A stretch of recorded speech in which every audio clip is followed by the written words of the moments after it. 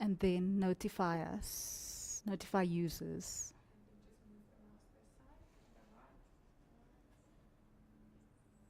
There we go.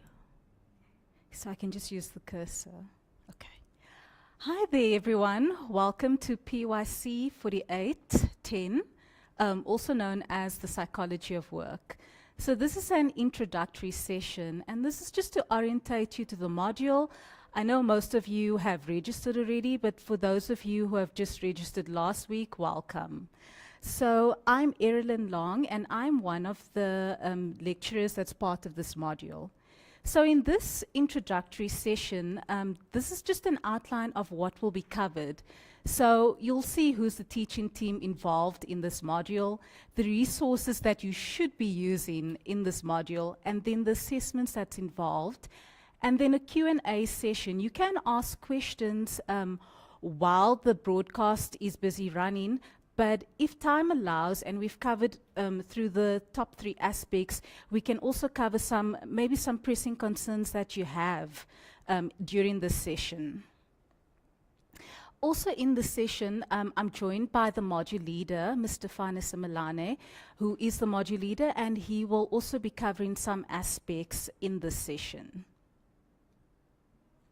So that is just the teaching team who's involved. That's the module leader, Mr. Simelane, Ms. Bante Mogatle, and then that's me over there. And then at the bottom, we also have a postgraduate assistant on this module, and who is Maglatsi, and then the module secretary. If you have any concerns regarding this module or anything relating to honors, the honors modules, you can contact Ms. Jamina Puti.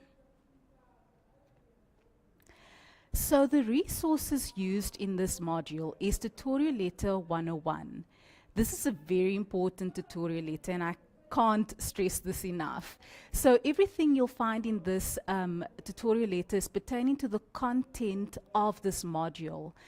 You'll find important exam dates, assignments, even the instructions regarding your assignments and how to prepare for examination.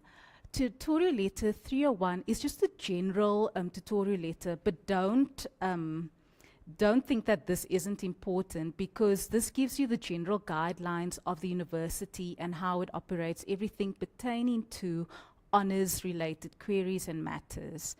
The prescribed textbook for this module is Behavior in Organizations. It's the 10th edition by J. Greenberg. So this is very important for this module, because you'll be preparing for examinations based on this textbook, and you'll also need it when tackling the assignments, which I'll come to in a moment. We do not have any study guide for this module. Feedback is given as we mark your assignments. We give feedback on your assignments. So you get the sense that your assignment, the feedback is quite individualized.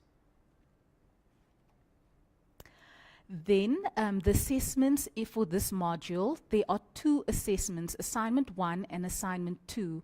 Assignment 1 does not count any marks. Assignment 2 counts 20%, but you need to complete both assignments in order to be admitted entry into the exams. So even though Assignment 1 doesn't count any marks, you still need to complete it together with Assignment 2 in order to write examination. And then the last assessment is examination, which counts 80% for this module. So Assignment 1, as most of you already know, the due date is the 8th of May, and I really hope that most of you have already tackled this and read through it and started thinking about this assignment. You need to submit this either via post or electronically via MyUnisa. We do prefer that you send it electronically. That's because the university is moving towards an e-space, and by submitting it electronically, it just ensures you and gives you a peace of mind that your assignment has reached the university. But you can submit it either via post or electronically. The instructions for Assignment 1, it is you can find this in Tutorial Letter 101. So remember, I said that is a very important tutorial letter, and here you can already see it's coming into play. So you'll find the instructions for Tutorial Letter 101, the instructions for Assignment 1 in Tutorial Letter 101 on page 24 and 25. So I just want to cover a little bit about Assignment 1. As most of you have already read that, so for the sake of time, I'm not going to read through the assignment, but you'll find the layout for your assignment in Tutorial Letter 101 on page 25. So in this assignment, it's speaking about discrimination. So it can be any kind of prevention program that deals with discrimination in the workplace. So if you're looking at gender discrimination, or you want to look at the Employment Equity Act and how that can be used as a prevention program, you're welcome to use that. So pick one prevention program. Don't, although it seems exciting, you want to cover age discrimination, sex discrimination, race discrimination. For the purpose of this assignment, we only expect you to give us one prevention program that tackles one issue. So pick one and discuss it and tell us how you're going to implement this in the workplace. In the background of your assignment 1, tell us what you're going to include in this prevention program. Why have you chosen this prevention program? And this needs to give us insight into what the problem is that you want to identify. So if you saying that there are less senior women, there are less women in senior management positions, what kind of prevention program are you going to put in place that tackles this issue of there being less women in senior management positions? And is this something that's to do with sex discrimination? Then you need to give us the objectives of the program, and this should tell us once you so I'm just going to keep with the example of increase or you identifying that there's a lack of women in senior management positions in this particular company.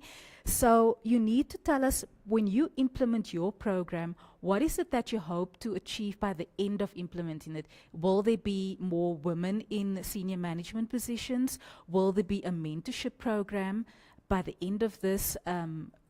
After you've implemented your program, will there be a mentorship program for women to encourage them to apply for senior management positions? So these are just examples to stimulate your thinking around this. Then the scope of the program should inform what will be included and what will be excluded. Will you exclude or just keep it to a certain set of participants because of time constraints? You need to tell us why are you going to exclude this and why would you be including certain aspects. Then the techniques refers to your methods. If you say you're going to use surveys, why are you going to use surveys in your prevention program?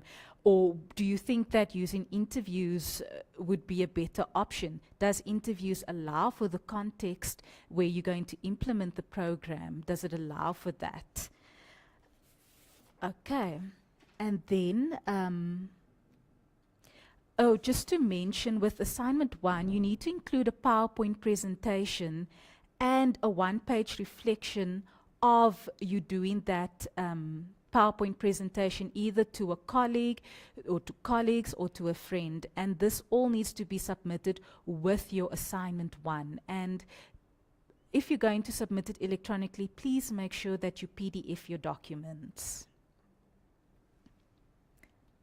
So assignment 2, as you already know, this is due the 14th of August. And again, you can submit this either electronically or via MyUnisa. And the instructions are found in Tutorial Letter 101 on page 26.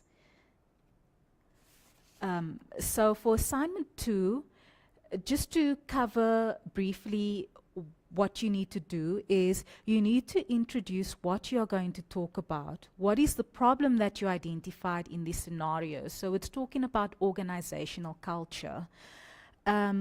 you need to identify the organizational culture. So if you think there is more than one organizational culture depicted in this scenario, you need to say what they are, give a brief definition of what the organizational cultures are that you identified, and also what in the scenario gives you the indication that it is this type of organizational culture. So for example, if you say it's a weak and toxic culture, what is the definition of a weak and toxic culture, and also what in the scenario gives you the indication that it is that, and you can quote the pieces in the scenario that to help support the argument that you are trying to make. So you also need to inform us, how would you improve and change the organizational culture? So to what type of culture would you like to get it to, and provide practical steps in terms of how you're going to do this. And then accommodating new people into the workplace. Tell us exactly what will you do. So for example, if you say you're going to have an orientation with new employees, is there references in the textbook that you can bring into this conversation of where in the textbook or what other sources talks about orientating new new employees in the workplace, and how would you go about doing that? So that's all I have to say with regards to assignment 2. I'm going to call up the module leader to take you through the exams and just to discuss the exam aspect relating to this module. So I'm going to call up Mr. Fane Samelani to take you through that. So just give us a few seconds.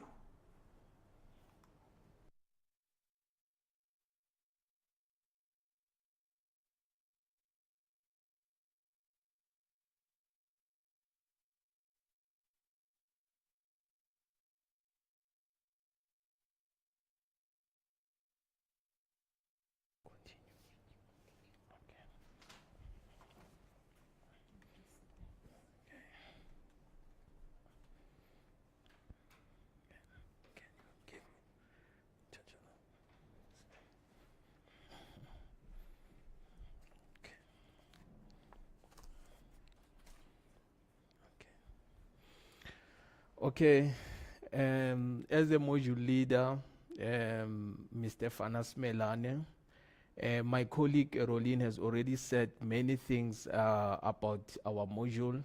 I'll just make some addition and give you other information with regard to exam. But I want to just to emphasize one thing is that this module is your first entry. The tutorial letter 101 is very important for you to understand the module. It is very, very important that you must read everything about tutorial letter 101. So what we are presenting here is your tutorial letter 101. So we don't have other tutorial letter. We only have tutorial letter 101 and your prescribed book. Let me go to your exam. Now, what is very important is that your exam take place around October and November. This is a year course. Ne? For you to able to be admitted for your exam, you need to submit assignment 1. Your assignment 1 is compulsory for exam admission, and your assignment 1 doesn't count for your year mark. Your assignment 1 only count for you to be admitted to the examination. Then you have your assignment 2. Your assignment 2 will count 20% for your year mark. So that means both assignment 1 and 2, they are both important. It is very important that you submit them. You don't have option. Because if you don't submit your assignment 1, you can't be admitted for the exam. And if you don't submit assignment 2, you can't get your year mark. So they are both important. Okay. before I can go through in terms of how to prepare for your exam, I just want also to explain the year mark. The sub-minimum that you need to get 40% in the examination in order for your year mark to work for you. So if you get less than 40%, even if you can have higher mark, that will work against you. So it's very important that you get 40% in the examination in order for your year mark, you can able to benefit from your year mark. Okay. Now, let's look at the exam paper format. Some of you who repeat the module will understand that our exam count 80%, né? And we have section A and B. We've got section A, which is compulsory, that consists of 2 questions, and each question it's 25 mark each. So meaning that you've got 2 questions for section A, that is question 1 and 2, they are both compulsory. So you don't have option there. And your question will count 25 mark. Okay. Then we have section B, where the student got options. For section B, you've got question 3 and 4 for section B. And question 3, you've got options. You can either choose 1 or 2 there. The same with question 4, you can either choose 1 or 2 there. By the end of the day, for this paper, you must be in a position to answer 4 questions. So for section B, the question will count 15 mark each. So you must get 15 mark each. So that will be your total. Then with section A, obviously, each question will count 25 mark each. So all in all, you've got 80% the total for the paper. Okay.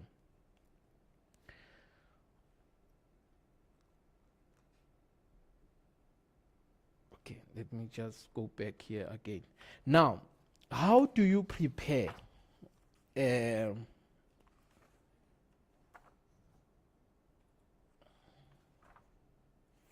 How do you prepare for your exam? Now, if you can look at your tutorial letter 101, if you go to page 14 of your tutorial letter 101, we indicate there that the prescribed book, it's divided into 6 themes. It has 6 broad sections or themes. Your prescribed book, a Greenberg prescribed book. Now, in each as a student, you are expected to read all the themes. There are 6 themes: introduction to organizational behavior, basic human processes, individuals in organization, group dynamics, influencing others, organizational processes. Now, if you'll notice that in each and every theme, we've got a study task, or we've got equations there. I'll do just example with theme 1, introduction to organizational behavior. You've got study task there. There's a question: discuss this statement, organizational behavior in a changing South Africa and in a changing world. Now, in order to discuss this theme, this question, you are expected to read Greenberg prescribed book, and you can read from chapter 1 to 2 of your prescribed book. And we've got the recommended material, the book, and the journal article. So for you to do the task, you've got options of using the recommended material. You can also use the recommended, you can use a recommended book or a journal article, but what is very important that you must use your Greenberg prescribed book to answer this question. You can add those recommended material, but the main thing that can assist you to able to to answer this question or to do this task effectively, you must use your Greenberg prescribed book.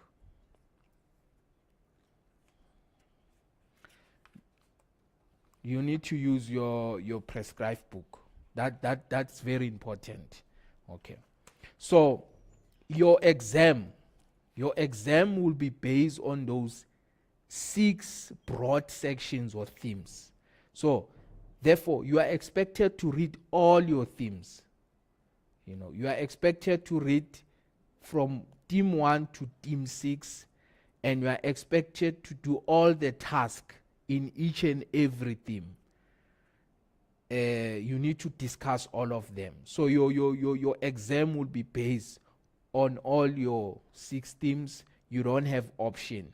You need to read everything. You need to read all your prescribed book according to the themes and the page numbers or chapters that we have stated in each and every theme. So that means your section A and section B will require you to read all your prescribed book. Your section A and section B of the exam will require you to do all the themes. You don't have option. You need to discuss them. We even indicate chapters 1 and 2 of your prescribed book. That will be your introduction theme. Then we have also themes like basic human processes. You need to read chapter 3 to 5 of your prescribed book. So you don't have options. But what is very important is that when you prepare for the exam, you need to focus on your prescribed book. Your exam will be based on your prescribed book. Your exam won't be based on your recommendation material. So your journal is for your own knowledge, just to add information in your discussion. But make sure that we emphasize is that your prescribed book, you need to use your prescribed book for exam preparation. The exam paper will be based on your prescribed book, not on your journals, not on your recommended books. Okay. You can use that for preparation, but make sure that you can use that when you do the task, those recommended, but make sure you stick on your prescribed book when you prepare for the exam.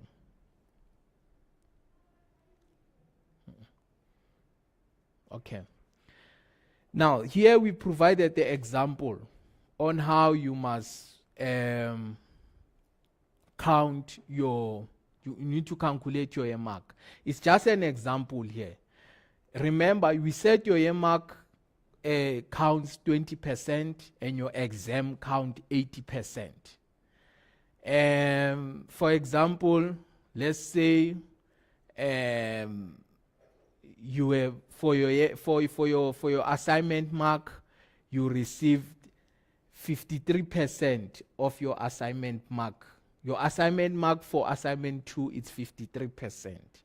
Then you will times that 53% with 20% of your year mark, of which is a year mark, and we divide that with 100, then we get 10.6. Then let's say in your exam you got 60%, we times that with 80%, then we divide with 100, you get 48%. Now, what will be your final mark? That will be the mark that decides whether you've failed the exam or you have passed your exam. Therefore, it's when we combine your year mark, the mark that the total that you get from your assignment 2, and the total that you get from your exam, then we combine that. That will be 10.6 plus 48. Then you get 58.6. That will be your final mark for the exam. Okay, which can either be less or high. It depends how much you get from your assignment 2 and what you got from your exam. So, but this is just an example of how we calculate your year mark. But I also want to indicate that it doesn't mean that if you fail if your year mark is very less, it doesn't mean that automatically you fail the exam. Some students, they can able to pass. They might not do well with assignment 2, but you find that they do well in the exam. That means that you end up getting 70% in your exam. You can still pass, you know. So does it mean that if you've got less year mark, like you've got less mark for your assignment 2, then it's automatically failed for the exam? No, but it will require you to work hard for the exam. So it means that if you get a lower mark for your assignment 2, then you've got a challenge. Therefore, you are expected to work more hard. You need to get more marks in your exam. For example, you might have expected to get 70 in your exam, or get 68 or 70. It depends. So, but some students, they do get less mark in the assignment 2, but they do well in the exam. That means they get more marks. So that's how we calculate your exam, your year mark. But if you've got other question with regard to your mark, you are free to contact us after this. While you go through your study, your module, or anything that related with Tutorial Letter 101 or with the module, you are free still to ask question even after after our broadcast. You are free to contact us after that. So this is the team. The emails and the number. You can call us, you can send us the emails, all of us, if you need any queries, if you've got any queries or you want clarity. But I want also to explain that Miss Jemina Puti is our module secretary. So if you don't get your lecturers, you are free to contact Jemina Puti, and then you can even set the appointment via our secretary. Our secretary will address the issue of appointment, anything. But you can contact us for the module 4810, anything that has to do with 4810, not something that has nothing to do with 4810. Because some students, they will ask about finance issues, about library issues. No, something that has to do with our module, we are free, reserved for our module, we are free to deal with those issues. But if you start asking something that has nothing to do with the module, then that's where we've got a problem. And you need to set appointment as it indicated in your tutorial letter. You don't just come, because sometimes we attend the meetings, we attend conferences, we might not be available in the office. So, but you need to set appointment with us, then we can assist you. And for those who set appointment, make sure you understand your questions that you like to pose to us. Don't just come there with all your study material, but you must be specific. What is it that you don't understand with the module, so that we can able to assist you. I normally prefer students to send questions in advance before they come for the appointment, so that we can go through those questions before you come, so that we can give you constructive feedback. Don't just come today and but give us some time. We can work through your questions so that we can engage with you, and don't just come. So setting appointment is very important, and make sure that you ask anything that related with our module. We are not involved in other modules. So if you ask me about another module, I might have a problem to assist you, but it's better to ask questions that related with PYC4810. And lastly, we've got good pass rate for this module. It's easy to pass for this module. We've got pass. Last year we had 70% pass rate, October and November 2017, for this module. And for our supplementary, we had 79% pass rate for this module. So we've got good pass rate. But other stuff that you want to ask about this module, you are free to ask even after this session. And that's all I can say.